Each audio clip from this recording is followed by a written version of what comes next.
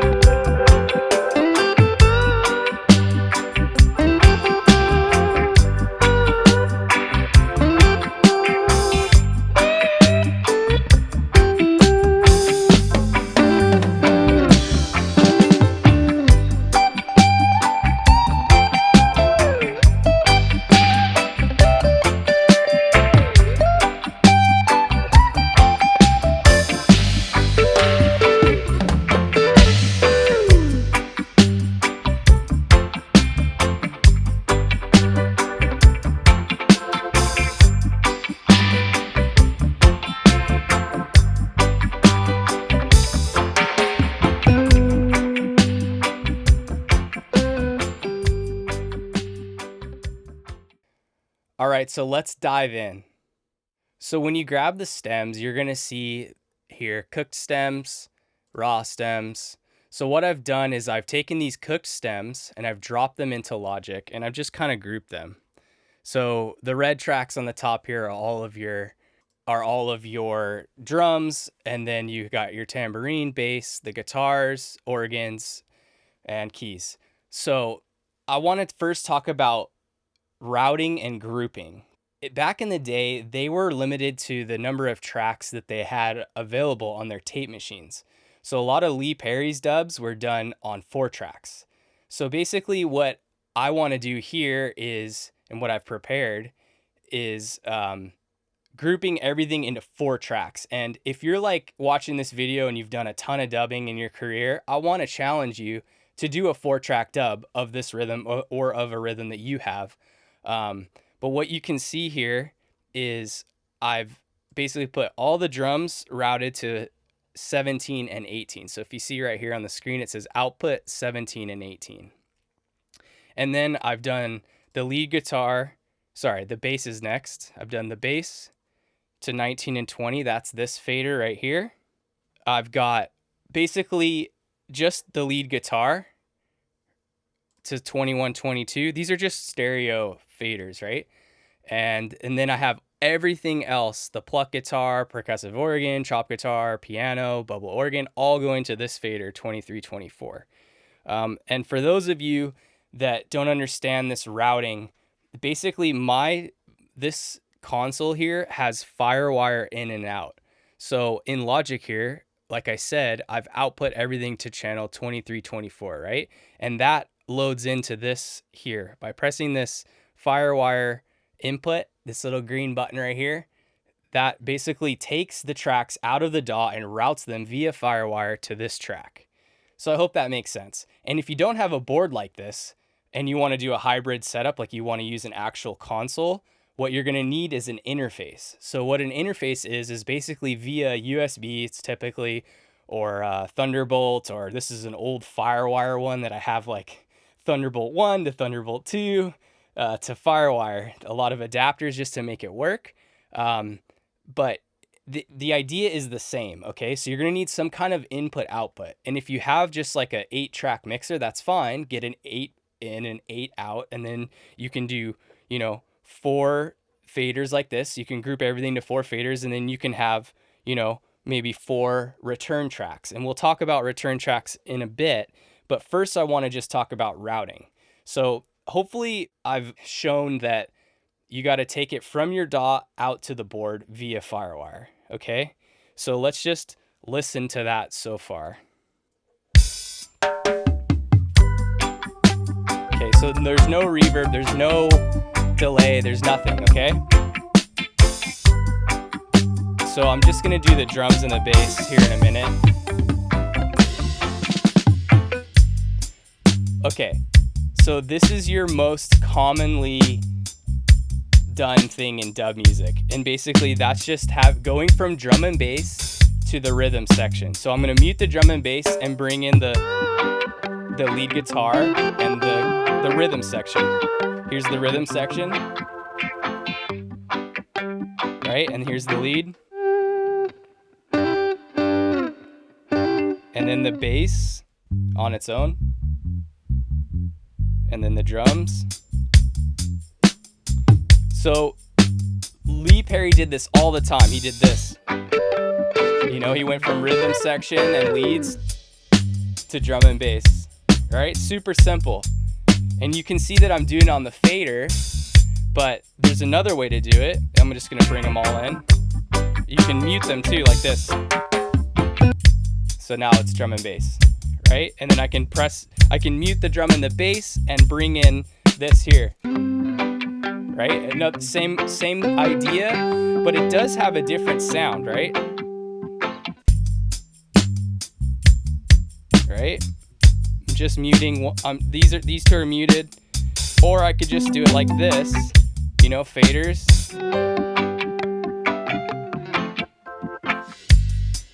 And another commonly done thing is like counting measures, right? Like if I just do like 4 bars, 1, 2, and then you bring it to this for the same amount of time, and then right back when the 1 starts, then you're bringing back the drum and bass.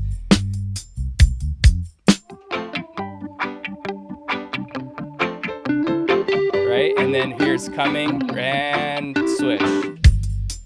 Right? Super simple, but very effective, right? Or you could do it with mutes. Just mute the bass. Now I'll bring the bass in.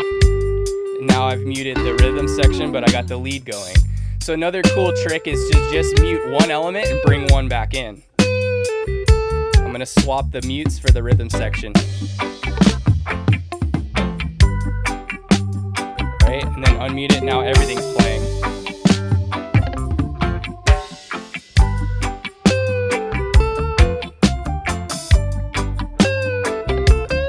Usually it's good to leave like at least the drums and something else, because if you just have drums, then you're kind of like, you lose your sense of musicality, right?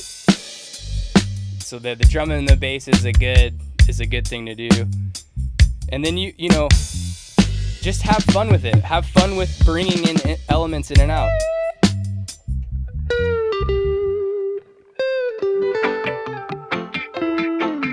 I tend to usually bring elements in on a measure, you know what I mean? Right?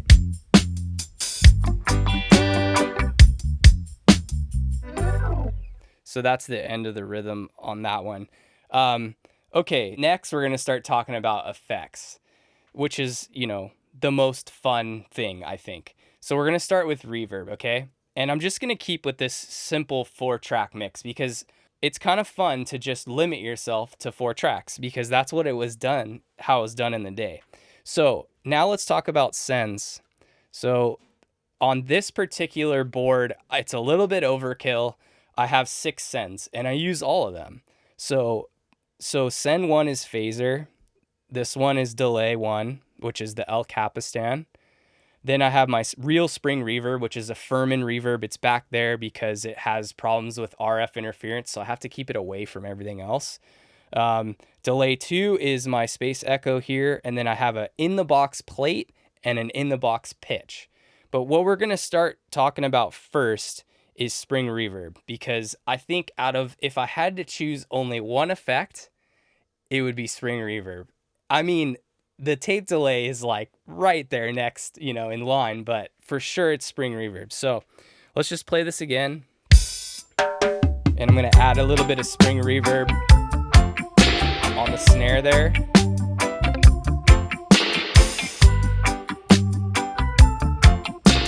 And then a little bit during the fill.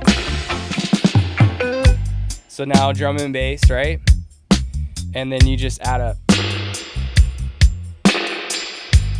get it on the kick, you know, just have fun with the, on the every other snare, let it be dry for a bit, right? Every other is fun.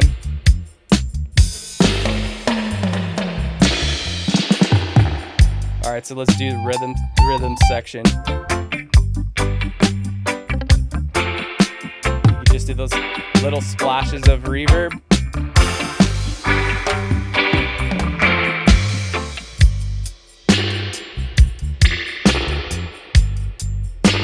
And then the lead, you know, add some reverb. He's not playing right now. Here he comes. Just drench it.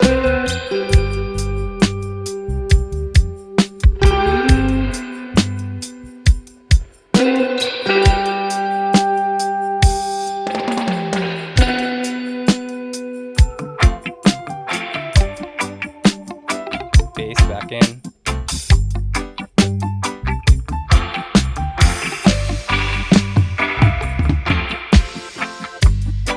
You know, just add a little bit of, and then have it be cool. You know, you could pretty much put it on every single snare, or you could just add a little bit of reverb to every track. You know? That might be a little too much, but it adds a depth to the sound, right? And then you do a big one. So that's also a really cool way to transition with bringing something out, right? So I'm just gonna get rid of all the reverb. So if I wanna mute the drums, it's good to do a reverb splash and then mute it, because it gives a transition, right? Or you could do the same thing with the mute.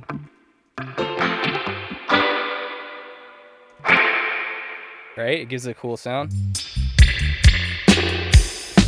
Like you could just bring it in for a second, right? Have it loaded up with a lot of reverb and then just, right? Spring reverb has the coolest sound.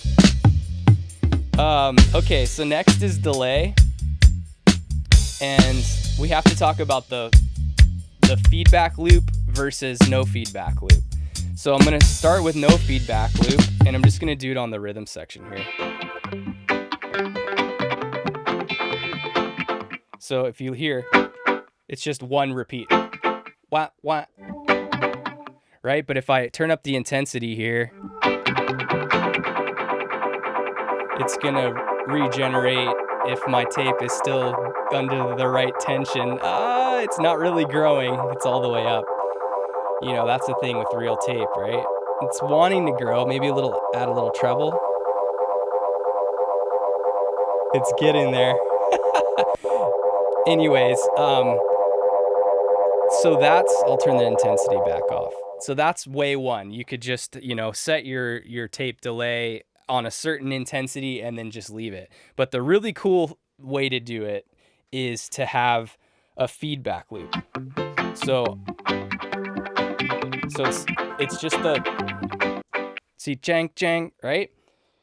But if you send, obviously this one is my delay too, right? The green one, this one here. If I send the delay back to itself, so it's crazy, right? Because this is sending out from the back of the board into here, okay?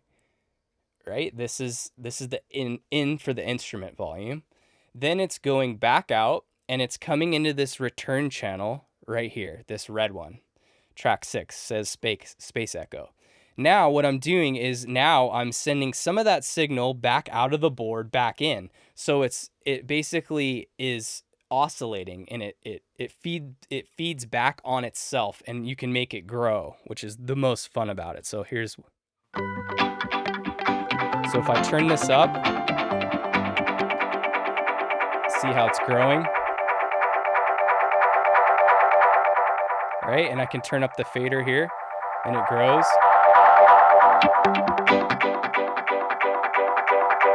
Or if I have the feedback turned off, see, it doesn't do anything, but once you feed it back on itself,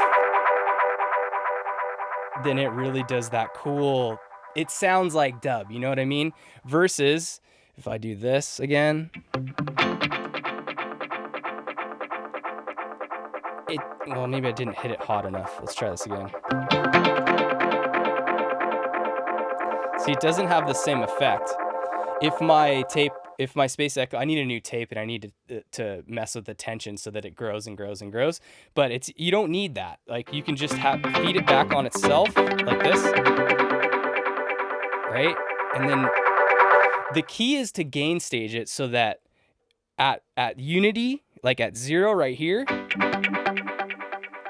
it's either just falling off or just like perfectly self-oscillating, right? And then I can turn the fader up if I want it to grow, or turn it down a little bit if I want it to die out. So that's where the mastery lies, right? I'll just play with it along the actual track to show you an example of it growing.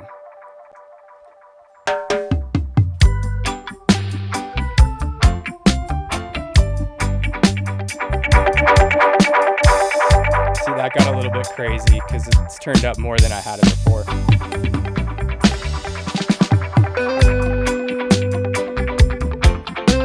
And it's cool to have it like, just so that it's, it's not really growing, but it's just kind of dying a little bit, and then you can make it grow.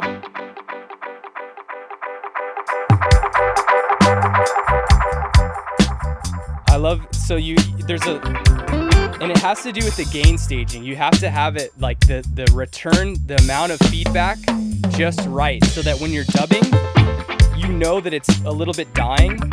But if I just raise it just a little bit, now I know it's growing slowly. And if I raise it all the way to 10, it's gonna really grow like that.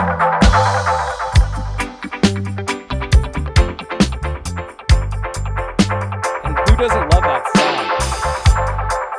Once you can grasp that on the delay and then the bit of reverb, and I'll do some on the drums. And then you bring in another element.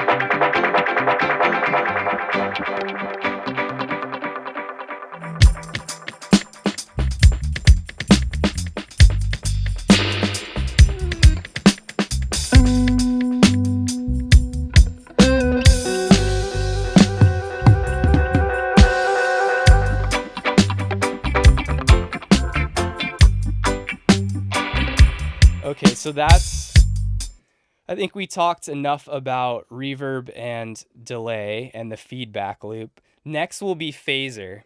So phaser is an interesting one. It's technically like modulation. And what's great about phaser is that it's like it's got a peak depending, and it goes up and down the frequency, spectrum like that. And so what I've got is this send here that says phaser.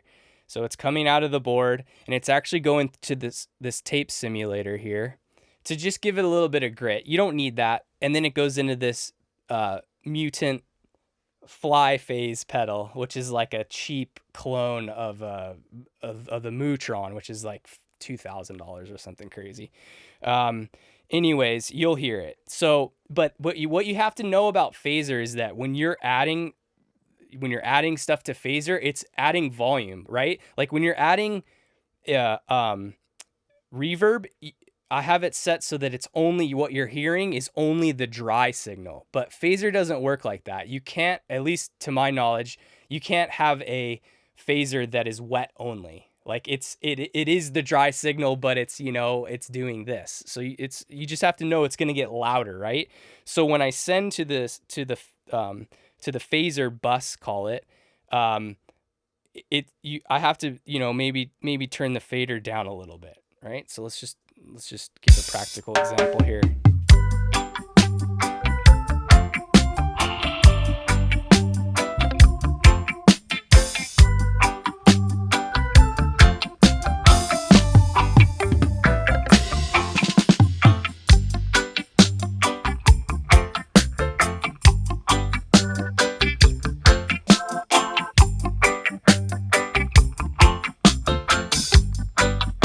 So it's kind of hard to hear.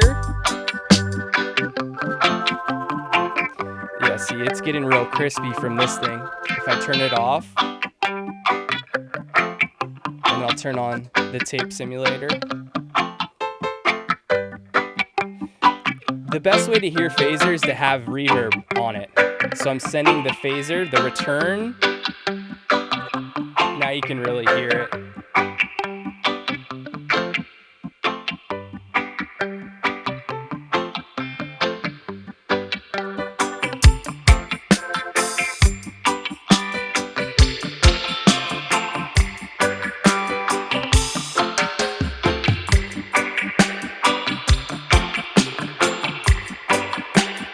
Now you can really hear it. I turned up the rate.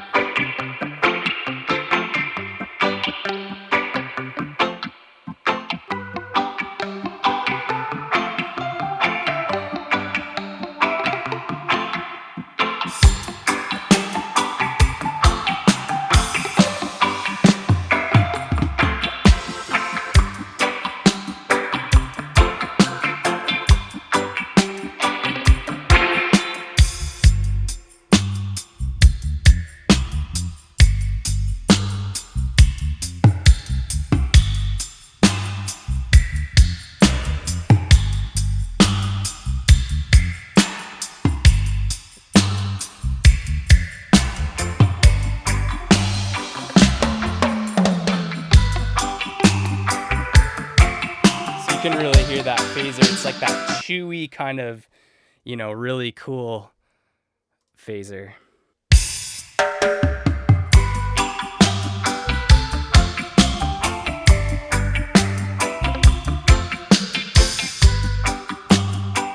I EQ'd it a bit because the highs were getting a little bit too much.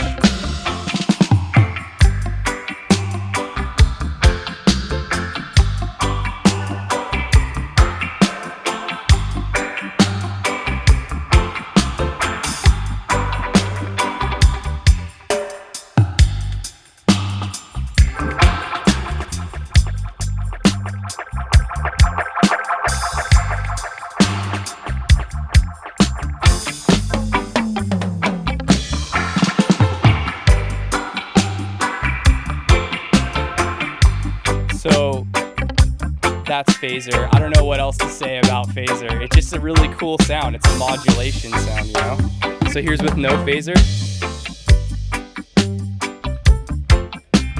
and with some phaser and reverb.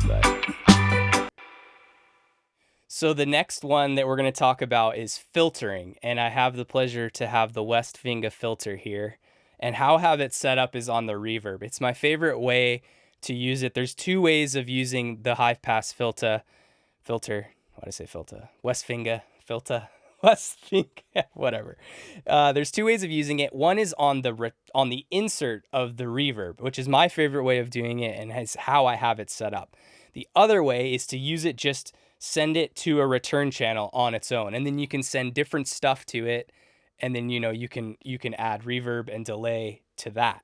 But I'll just give you an example of what it sounds like, because basically it's got a resonance on the frequency. I could probably show it here. So how it kind of works is it's like sorry, wrong way. It's like this, but it has like a resonance like that. So every time you click this thing, it's going to click to a different spot and kind of go like this, right? So you're filtering your reverb basically, because how this signal flow works is, from here, the spring reverb, I'll just do an example here. So I'm sending to the reverb, right? And then on this insert, it basically takes it before it goes back to this return channel. It exits the board, and it comes out through this filter, which filters it, and then it comes back into the channel, and then it goes through the rest of the signal path here on the board on this channel 5. Okay, so let's listen to it.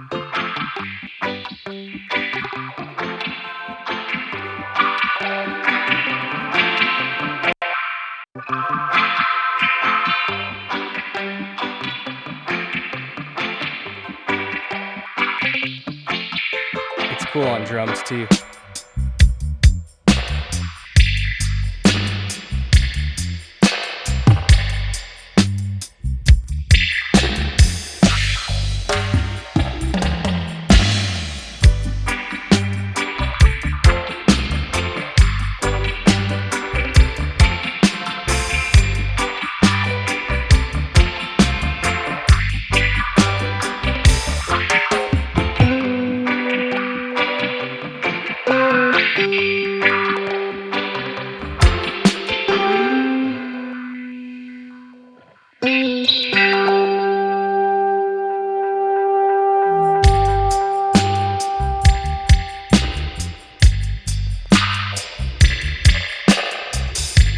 Yeah, so that's the filter.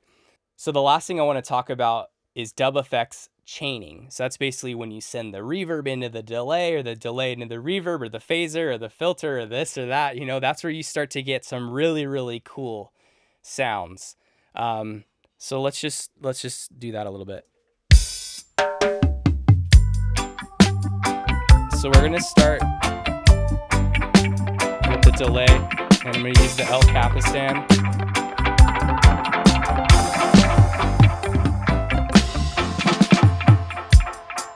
So if I add some phaser to this,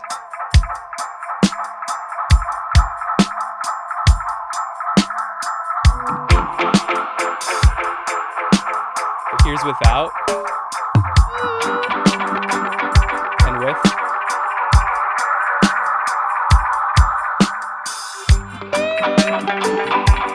It just sounds so cool, man.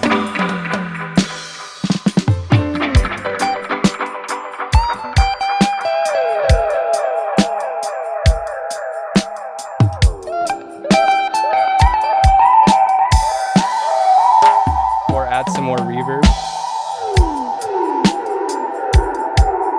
Almost sounds like a siren.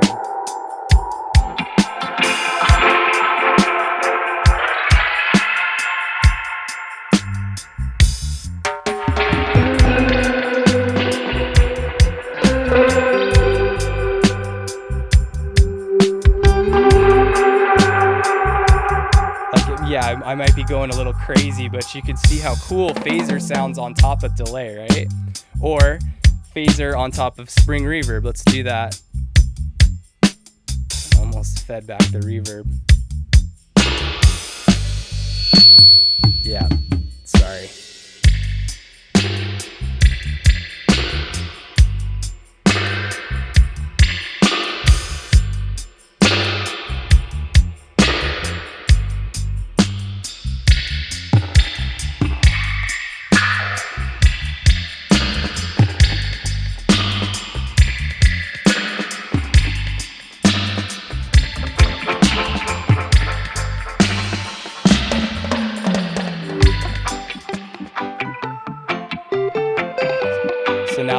the reverb has phaser.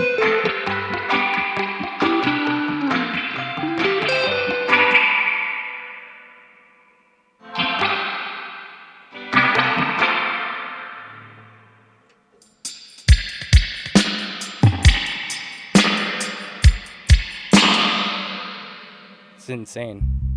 And you can do some phaser to the bass.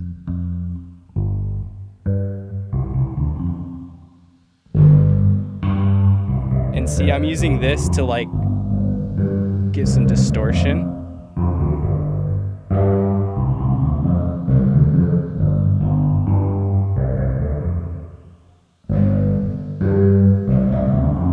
This is the main volume of the send here.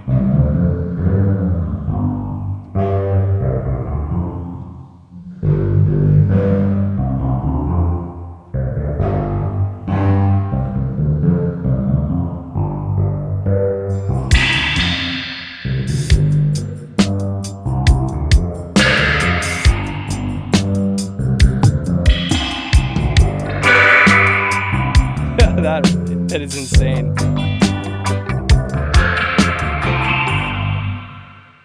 Rewind. Yeah, so I basically did echo into phaser, and I did reverb into phaser. Let's do reverb on delay. Get rid of the phaser here. So on my return for the space echo, I'm just gonna do a nice echo here.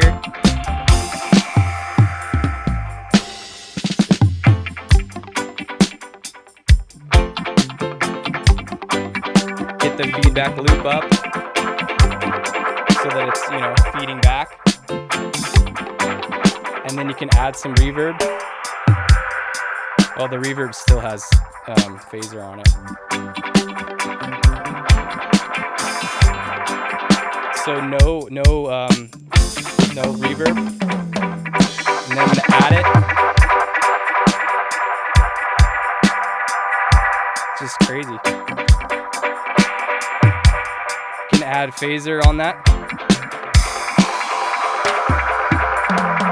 I think you guys get the idea, right? You can chain your effects one to another because you have them all here on the return track, and then you can send to whatever. You could send to itself. This one's tricky. You got to be careful. You can do like a feedback thing on the reverb. You got to be careful.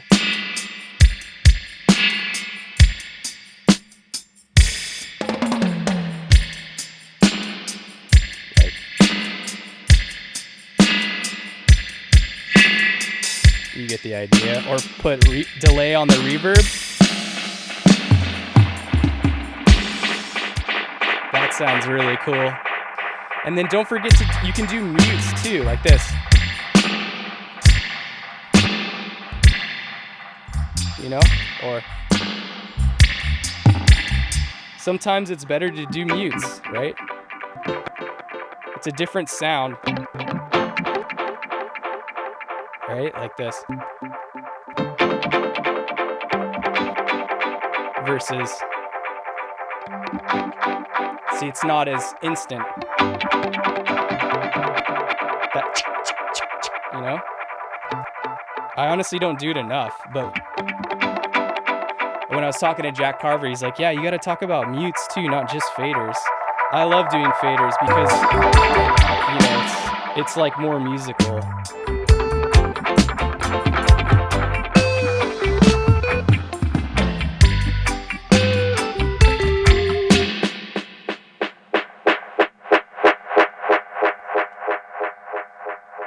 Okay, so I think that's it for this tutorial. I hope that you guys learned something. If you guys have gotten value from this video or any of my other videos, I ask you to grab those stems and have fun with them and, you know, learn something about mixing, take the drums and try to mix them yourselves, make a wicked dub version. But also I wanted to say, like, dubbing doesn't have to be on, you know, a desk like this. Dubbing can be in the box, and you can get some really cool dub sounds in the box. So I'm actually going to end this video with a dub version of these tracks from Jack Carver that he did all in the box. Thank you so much for watching. Thank you for subscribing and liking. And if you haven't yet, why haven't you yet? Get on it. All right. Peace.